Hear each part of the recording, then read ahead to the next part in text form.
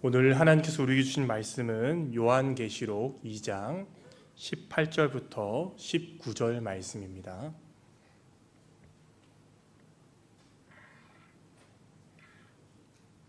요한계시록 2장 18절부터 19절 말씀을 함께 읽겠습니다. 두아디라 교회의 사자에게 편지하라. 그 눈이 불꽃 같고 그 발이 빛난 주석과 같은 하나님의 아들이 이르시되 내가 내 사업과 사랑과 믿음과 섬김과 인내를 아노니 내 나중 행위가 처음 것보다 많도다. 아멘. 요즘 우리는 계속해서 요한계시록 말씀을 가지고서 이 큐티를 하고 있습니다. 그 새벽마다 목사님들께서 요한계시록 말씀을 가지고 이렇게 설교를 해주시는데 이걸 통해서 들으시면은 더 요한계시록이 더 이해가 잘 되고 또 은혜가 받을 수 있는 것 같습니다. 특별히 요한계시록 2장부터 3장에 보면은 그 7교회가 나타납니다. 저는 7교회를 읽으면서 저는 과연 하나님 앞에 서면은 어떤 평가를 받을까, 또 어떤 이야기를 들을까 좀 생각하게 되었습니다. 또 각 교회들마다 편지를 쓸 때 다 예수님이 편지 쓴다 말씀하시거든요. 그런데 그 각 교회마다 맞는 예수님을 표현해놨습니다. 그래서 그 표현들을 읽으면서 왜 이렇게 표현하셨는지를 살펴보면서 7교회에 대한 편지들을 좀 재밌게 읽게 된 것 같습니다. 특별히 오늘은 이 두아디라 교회를 통해서 하나님께서 우리에게 하고 싶은 그 말씀을 깨닫는 시간을 가지면 좋겠습니다. 3가지로 좀 말씀드리고자 합니다.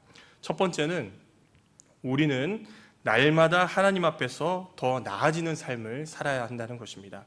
우리 18절과 19절 다시 한번 읽어보겠습니다. 시작. 두아디라 교회의 사자에게 편지하라. 그 눈이 불꽃 같고 그 발이 빛난 주석과 같은 하나님의 아들이 이르시되 내가 내 사업과 사랑과 믿음과 섬김과 인내를 아노니 내 나중 행위가 처음 것보다 많도다. 아멘. 18절에서는 예수님을 어떻게 표현하냐면요, 그 눈이 불꽃 같고 그 발이 빛난 주석과 같은 하나님의 아들이 이르시되 이렇게 말하고 있습니다. 여기서 불꽃 같은 눈은요, 심령 깊은 곳을 꿰뚫어 보시는 그런 예수님의 눈을 뜻합니다. 또 빛난 주석과 같은 발은 거짓을 깨트리는 하나님의 권세를 뜻하는데, 특별히 이 주석 같은 발은요, 굳건한 예수님을 이렇게 나타내고 있습니다. 특별히 두아디라 교회에 편지를 쓸 때에 요한이 예수님 이렇게 표현한 이유가 있습니다. 왜냐하면 당시 두아디라라는 도시에는 많은 상업 길드들이 있었습니다. 그 가운데 가장 핵심은 청동 세공업자 길드였습니다. 따라서 빛나는 주석과 같은 이 말을 했을 때에 두아디라 성도들은 그 빛난 청동을 떠올리면서요, 이것은 무장한 군대, 어떤 군대를 연상시키면서 하나님이, 예수님이 강하시구나, 이것을 나타낸 것입니다. 정리하면은 그 요한은 예수님을 표현할 때에 우리의 마음을 꿰뚫어 보시고 또 굳건하시고 권세가 있는 분으로 이렇게 표현하고 있다는 것입니다. 이런 눈과 발을 가진 예수님을 하나님의 아들이 이르시되 이렇게 말합니다. 여기서 하나님의 아들은요, 요한계시록에서 여기에만 등장하는 그런 표현입니다. 당시에 두아디라라는 지역은요, 우상숭배가 많았는데 특별히 주로 섬기던 신이 누구냐면요, 제우스의 아들 아폴론을 섬겼습니다. 그래서 황제도 이 아폴론 신을 자신으로 연결시켜 가지고 나는 신의 아들이다, 나는 신의 아들이다, 이것을 말하고 있었습니다. 따라서 요한은 하나님의 아들 이 말을 사용하면서요, 정말 하나님의 아들 참 신은요, 아폴론도 아니고 또 황제도 아니고 바로 예수님이다, 이것을 밝히고 있습니다. 그 예수님께서 지금 두아디라 교회에게 말씀하신다, 이렇게 볼 수 있습니다. 아마도 두아디라 성도들은 이 예수님에 대한 표현을 들었을 때에 그것이 마음에 쏙 들어왔을 것입니다. 그런 진짜 신이신 예수님께서 뭐라고 하십니까? 19절에 보면은 두아디라 교회를 칭찬하십니다. 예수님께서는 두아디라 교회의 사업과 사랑과 믿음과 섬김과 인내를 아시는데 그들의 행위가 처음보다 많도다, 이렇게 말씀하시면서 먼저는 이 두아디라 교회를 칭찬하신다는 것입니다. 여기서 사업은요, 어떤 돈을 버는 일을 뜻하지 않습니다. 교회가 하는 여러 가지 일들을 뜻합니다. 뭐 구제도 들어갈 수 있고요. 또 기도도 들어갈 수 있고 그 다음에 여러 가지를 들 수 있습니다. 아무튼 이 두아디라 교회는요, 예수님께서 보실 때에 칭찬받을 일들을 많이 하고 있었고요. 사랑과 믿음과 인내와 섬김을 실천하는데 그들이 날이 가면 갈수록 이러한 좋은 일들이 많아졌다는 것을 뜻합니다. 이것은요, 에베소 교회와 비교될 수 있습니다. 에베소 교회도 2장 2절에 보면은 예수님으로부터 칭찬을 받습니다. 그들의 행위와 수고와 인내를 예수님이 안다 이렇게 말씀하시고요. 악한 자들을 용납하지 않고 또 거짓된 것을 드러낸 것에 대해서 너무 잘했다 이렇게 칭찬을 받습니다. 하지만은 에베소 교회는 어떤 책망을 받습니까? 이 사랑을 잃어버린 것에 대해서 책망을 받습니다. 그러나 반대로 이 두아디라 교회는요, 사랑뿐만 아니라 그들이 처음에 가졌던 것보다 더 많아진 것들이 많아졌고요. 그래서 이 예수님으로부터 칭찬을 받았다 이렇게 볼 수가 있습니다. 사랑하는 성도님들, 우리도 두아디라 교회처럼 시간이 지나면 지날수록 우리의 사랑과 또 믿음과 섬김과 인내가 더 커지는 삶을 살아야 됩니다. 사실 저는 이 말씀을 읽으면서요, 저 개인적으로는 좀 많이 회개를 하게 되었습니다. 왜냐하면은 제가 첫 번째 사역지는 마산입니다. 마산인데요. 그때도 저는 주일학교 사역을 해서 유년부 사역도 하고 초등부 사역도 하고 하다 보니까 대학부도 하면 좋겠다 해서 대학부 사역도 했었습니다. 근데 그 지역 자체가 좀 어려운 지역이었습니다. 그러다 보니까 아이들도 그렇고 청년들도 그렇고 좀 어려운 친구들이 많았습니다. 우리가 지난주 토요일 날로 기점으로 성경학교가 시작되지 않습니까? 이제 성경학교가 시작되고 수련회들이 진행이 되는데 제가 그때 대학부들 데리고 처음 했던 그 수련회가 기억납니다. 한 30명 정도 모일 때였는데 외부에 수련회 장소를 정하고 수련회를 갔습니다. 그런데 몇 명이 참석했을까요? 4명만 참석했습니다. 그래서 제가 너무 조금밖에 안 와가지고 너무 화가 많이 난 거죠. 그래서 화를 냈을까요? 예, 제가 화를 내진 못하고 왜 그런지 이렇게 물어봤어요. 물어보니까 참 마음이 아픈 게요. 이 청년들이 집이 형편들이 어려우니까 학비를 내야 되지 않습니까? 그러니까 방학이 되면 전부 다 마산 옆이 창원이 있거든요. 지금은 그 공장인지 모르겠는데 노키아 공장이 있었습니다. 그래서 이 청년들이 다 노키아 공장에 많이 가서 야간 일을 해야지 좀 돈을 더 벌 수 있거든요. 그래서 다 그 일을 하더라고요. 그래서 이 수련회에 못 나와서 제가 그걸 듣고 좀 마음이 되게 아팠던 기억이 있습니다. 그 다음부터는 그 친구들의 시간을 맞춰가지고 이제 수련회를 했던 그런 기억이 납니다. 또 주일학교 아이들은요, 저희 아이들은 보면은 큐티도 정말 잘합니다. 암송도 잘하고 다 너무 잘하는데 그 지역에 사는 아이들을 보면은 참 깨어진 아이들이 참 많았습니다. 그래서 어떤 아이는 그 교통사고가 나서 부모님이 돌아가시고요, 할아버지 할머니와 사는 아이가 있었습니다. 이 친구들은 이제 교회가 제일 재밌으니까 당시 9시에 배웠거든요. 8시가 되면 교회 옵니다. 와가지고 전도사 이렇게 불러요. 네, 제가 반갑다고 전도사 불러 제가 나가면은 이제 한 명은 제 왼쪽 팔에 안기고요, 다른 쪽은 여기 안겨가지고 안 내려줍니다. 그러니까 부모님의 사랑이 그리운 거죠. 그런 아이도 있었고요. 또 하나는 교회 앞에 살았는데 이 초등학교 6학년이 됐는데 보니까 글을 못 읽더라고요. 그래서 가정 형편을 보니까 어머니가 도망가셨어요. 어머니가 도망가시고 아버지는 뇌수술을 크게 받았습니다. 그래서 이 아이는 맨날 교회 와서 정수기에 물을 이렇게 떠가더라고요. 떠가고 할머니 할아버지 살아가지고 제가 너무 마음이 아파가지고 공부를 좀 시켰습니다. 한글도 좀 가르치고요. 그 다음에 공부도 시켰던 기억이 있고, 또 한 친구는 보니까 옷이 너무 지저분해요. 항상 냄새도 많이 나고. 그래서 제가 너무 이게 궁금해요. 그 집에 갔습니다. 가니까 쓰레기가 가득 찬 집이더라고요. 예. 그래서 참 그런 아이들 한 명 한 명 보고 기도하는데 참 마음 많이 아팠던 것 같습니다. 그래서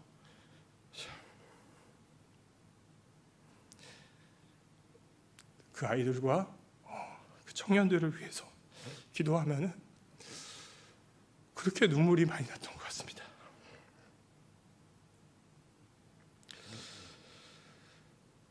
참 그때는 참 눈물을 많이 흘리면서 기도를 많이 했었는데 제가 이 말씀을 읽으면서 지금 저의 모습을 보니까 그 심정과 사랑을 많이 잃어버린 것 같아서 참 하나님 앞에서 많이 회개하고 기도하게 되었던 것 같습니다.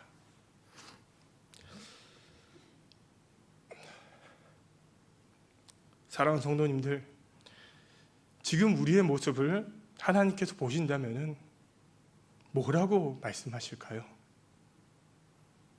네가 처음 행위보다 더 많다라고 칭찬받은 이 두아디라 교회처럼 날이 가면 갈수록 더욱더 나아진 모습 가운데 우리를 칭찬하실까요? 우리의 모습은 어떤 모습을 갖고 계십니까? 이 두아디라 교회를 보시면서요, 우리가 처음 가졌던 그 사랑보다, 그 인내와 섬김보다도 더 많아지시고 그 사랑 가운데서 하나님께 칭찬받는 그런 모든 성도님 되시기를 간절히 소망합니다. 두 번째는 우리는 세상과 예수님을 함께 섬길 수 없다는 것입니다. 우리 20절 말씀 같이 한번 읽어보겠습니다. 시작. 그러나 내게 책망할 일이 있노라. 자칭 선지자라 하는 여자 이세벨을 내가 용납함이니 그가 내 종들을 가르쳐 깨어 행음하게 하고 우상의 제물을 먹게 하는도다. 이렇게 칭찬받는 두아디라 교회였지만은 20절과 23절에 보면요, 책망을 받습니다. 이 두아디라 교회의 문제점은 자칭 선지자라고 하는 여자 이세벨을 용납한 것입니다. 그들은 이세벨을 용납해서요, 주님의 종들을 가르쳐서 깨우고요, 행음하게 하고 우상의 제물을 먹게 했다는 것입니다. 이것은 당시 좀 상황을 봐야 되는데요, 서두에 말씀드렸듯이 이 두아디라 교회는요, 상업 길드들이 많이 있었습니다. 길드에 가입하지 않고 경제활동을 하는 것은 거의 불가능했습니다. 근데 문제는요, 이 길드마다 섬기는 수호신들이 있었다는 것입니다. 따라서 이 길드에 소속되고 경제적 활동을 하기 위해서는 그 수호신께 드리는 어떤 제사 형식의 공동 식사에 참여를 해야지만이 허락이 되었습니다. 이것을 거부하면요, 경제적인 어려움을 겪을 수밖에 없었다는 것입니다. 또 더 큰 문제는 이 제사 형식의 음식을 먹는 것으로 끝나야 되는데 그것이 아니라 축제가 함께 이루어졌습니다. 그러다 보니까 우상 숭배한 음식을 먹고요, 이 축제를 하는 가운데 음행이 일어났습니다. 그래서 당시 두아디라 교회 성도들은 이 경제적 생존과 신앙생활 사이에서 굉장히 많은 부담감이 있었고요, 갈등들이 많았다는 것입니다.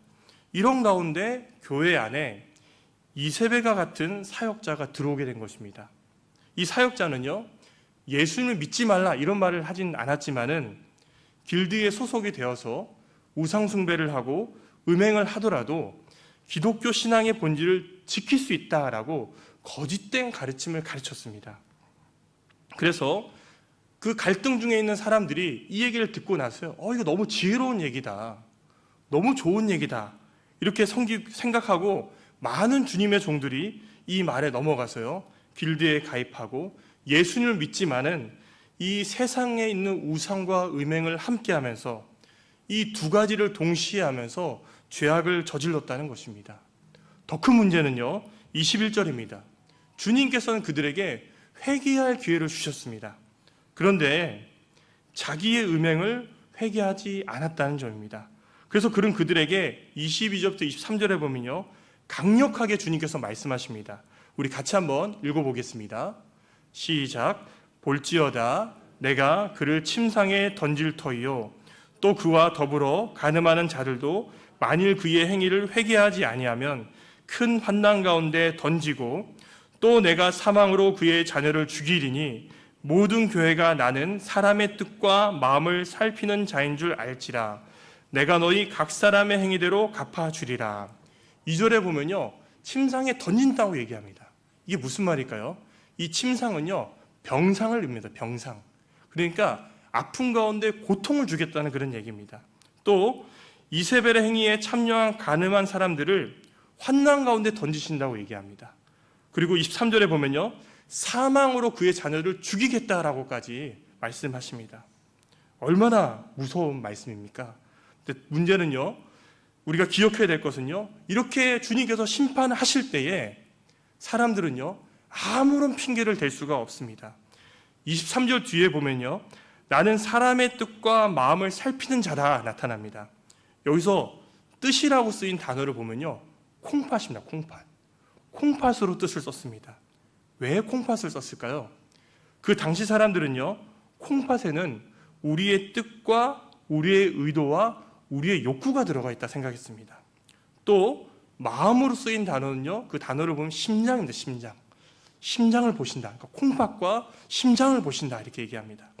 여기서 심장은요, 당시 사람들은 심장에 어떤 이성적인 결정의 요소가 들어가 있다고 봤습니다. 따라서 우리 예수님께서 나는 마음과 뜻을 살피는 자다, 이 말은요, 나는 콩팥과 심장을 살피는 자이고요, 이것은 예수님께서 우리의 의도와 결정을 다 아시기 때문에 우리가 어떤 핑계를 댈 수도 없고요, 주님께서 우리의 죄로 인해서, 우상 숭배로 인해서 갚으실 때에 우리는 아무런 변명을 할 수 없다, 이것을 말씀하시는 것입니다. 사랑하는 성도님들, 우리는 예수님과 세상을 동시에 섬길 수 없는 사람들입니다. 우리가 섬길 분은요, 오직 예수님밖에 없습니다. 이런 중에 우리 성도님들께서는 누구를 섬기고 계십니까? 혹시 이세벨의 가르침과 같이 그 가르침에 넘어가서 예수님을 믿지만은 세상을 여전히 섬기면서 그렇게 살고 있지는 않으십니까? 예수님께서는 이 말씀을 통해서 분명히 말씀하십니다. 우리의 뜻과 마음을 전부 다 알고 계시고, 그렇기 때문에 우리가 행한 대로 심판받을 때에 아무런 핑계를 댈 수 없고 아무런 말을 할 수 없다고 말씀하신다는 것입니다. 그런데 여기서 중요한 놀라운 은혜가 있습니다. 그것은요, 혹시 우리 자신의 삶을 돌아볼 때에 내가 예수님을 믿지만은 세상을 따르는 마음이 있다 할지라도 지금 이 심판이 선언된 사람들 어떤 사람들이냐? 회개하지 않는 사람들입니다. 돌이키지 않는 사람들입니다. 우리가 회개하고 우리가 주님께 돌이키고 우리의 모든 죄악들, 우리가 세상을 따르고자 하는 그런 마음들을 예수님의 십자가 앞에 다 내려놓을 때에 우리 주님께서는 우리를 용서하시고요, 우리를 사랑으로 보듬어 주시면서 우리로 하여금 은혜로 살아갈 수 있도록 도우신다는 것입니다. 따라서 사랑하는 성도님들, 지금 혹시 내 마음을 바라봤을 때에 내 안에 예수님보다 더 중요하게 생각하는 것이 어떤 것이 있으십니까? 예수님보다 더 붙든 것이 무엇이 있으십니까? 이 시간 그 모든 것들을 예수님의 십자가 앞에 내려놓고 회개하시고요, 깨끗이 씻어주시는 그 십자가의 대속하심을 경험하시는 모든 성도님 되시기를 간절히 소망합니다. 마지막입니다. 우리는 우리에게 주실 놀라운 권세를 기대하면서 예수님을 굳게 붙잡아야 한다는 것입니다. 우리 25절부터 26절을 같이 한번 읽겠습니다. 시작. 다만 너희에게 있는 것을 내가 올 때까지 굳게 잡으라. 이기는 자와 끝까지 내 일을 지키는 그에게 만국을 다스리는 권세를 주리니. 25절에 예수님께서는요, 너희에게 있는 것을 내가 올 때까지 굳게 잡으라 이렇게 말씀하십니다. 여기서 두아디라 교회에 있는 것은 무엇일까요? 그것은 19절에 나타난 사업과 사랑과 믿음과 섬김과 인내를 말하는 것입니다. 이것을 예수님이 오시기 전까지 굳게 잡으라 이렇게 말씀하십니다. 또 굳게 잡는 상태에서 이기는 자와 끝까지 주님의 일을 지키라 이렇게 말씀하십니다. 여기서 이기는 자는요, 단순히 그냥 한 번 이고 끝나는 것이 아니라요, 계속해서 이기는 삶을 살아가는 사람입니다. 우리가 날마다 세상의 유혹과 그것으로부터 싸우고 또 있더라도 계속 싸우고 말씀을 지키면서 꿋꿋하게 살아가라, 이거를 말씀하시는 겁니다. 그런 사람에게 무엇이 있습니까? 만국을 다스리는 권세를 주신다 말씀하십니다. 이 만국을 다스리는 권세는요, 28절의 새벽별과 연관해서 볼 수 있는데요, 28절에 나타난 새벽별은 예수님을 뜻합니다. 보통 다른 새벽별은 바벨론을 뜻하거든요. 그러나 이 말씀에서의 새벽별은 예수님을 뜻합니다. 즉 다시 말하면요, 예수님께서 언젠가 다시 오십니다. 다시 오실 때 온 천하 만물을 다스리실 것인데 그 다스리는 권세를 우리에게 주신다 이렇게 말씀하신다는 것입니다. 사랑하는 성도님들, 우리는 이 땅의 소망을 두는 사람들이 아닙니다. 하늘의 소망을 두는 사람들입니다. 주님께서 다시 오실 날을 기다리는 사람들입니다. 이런 가운데서 우리의 소망은 어디에 있으십니까? 이 땅에 있으십니까? 아니면 하늘에 있으십니까? 우리가 이 땅에서 주님을 위해서 충성스럽게 살아갈 때에 때로는 우리에게는 생각과 다르게 어려운 일을 만날 수 있고요, 힘든 것을 만날 수도 있습니다. 그러나 예수님께서는 우리의 모든 것을 기억하시고 아시는 분이기 때문에 언젠가 주님의 때가 되었을 때 우리에게 그 모든 것을 갚아주실 것입니다. 또 혹여나 우리가 이 땅을 살아가는 가운데 주님께서 우리의 헌신과 수고를 갚아주시는 것을 경험하지 못할 수도 있습니다. 그러나 그럴 때 우리가 무엇을 바라봐야 됩니까? 천국을 바라보는 것입니다. 내가 이 땅에서 갚아주심을 경험하지 못한다 할지라도 그러면 어디에 상급이 더 많겠습니까? 저 천국의 상급이 더 크다는 것입니다. 따라서 이 말씀에 나타나는 이기는 자처럼 세상의 유혹과 고난을 견디면서 예수님의 말씀 따라 충성스럽게 살아가시다가 주님께서 주시는 놀라운 상을 받는 그런 모든 성도님 되시기를 바랍니다.